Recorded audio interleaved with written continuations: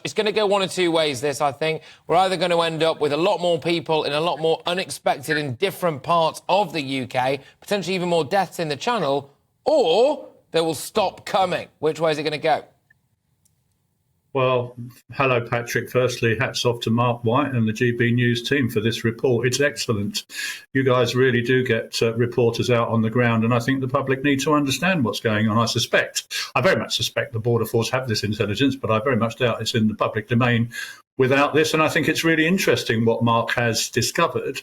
2 points, really. The fact that the French lifeboats and the French border patrol are very, very active around these beaches further south suggests to me that they're going to have to change their tactics, because, you know, Patrick, they will not intervene on the sea adjacent to Calais and to Dunkirk, because their line has been that, well, they can't really, because, you know, the people don't want to be rescued by the French because they'll be taken back to France. In these cases, it's obviously they are being taken back to France, which means that, well, firstly, that, you know, more people are not going to succeed in making the crossing. They're going to, but also I was interested in the fences and the, you know, defences that have been put up around the beaches in Calais and Dunkirk, Patrick, because we hadn't seen that before. But we have spoken about whether or not the latest tactics by the Border Force working with the French is working. And it does seem to me that we are at least a bit of a thorn in the side now of the human smuggling gangs by forcing them in this direction. I mean, I think this is potentially very, very good news. Let's be honest, if they didn't have to change their route, then they wouldn't be doing it, which implies that clearly there is now more of a hindrance. We have been sinking a huge amount of money into the French to try to get them to pull the finger out and do a bit more. That's possibly happening now.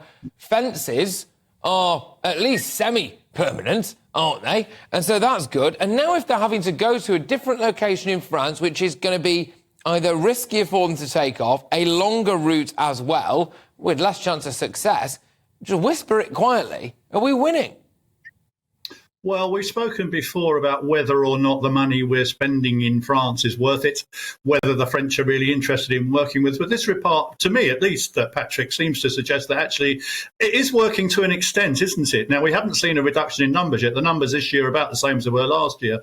But it does tell me that we are making it hard. We are working with the French. It is harder for them to take the easy route across the Dover Strait. The worry, though, Patrick, whether it's good or bad news, is that I really worry that these are even more unsafe routes and more illegal routes. As Mark said in his report, you know, and maritime experts far more qualified than me will tell you that if you're going down as far as Le Touquet or Fort Marne to board and the boats seem to be the same, Patrick, there's any difference in larger vessels, these are still unseaworthy, that people are going to get into trouble. And I really fear more people are going to drown. That's my real worry.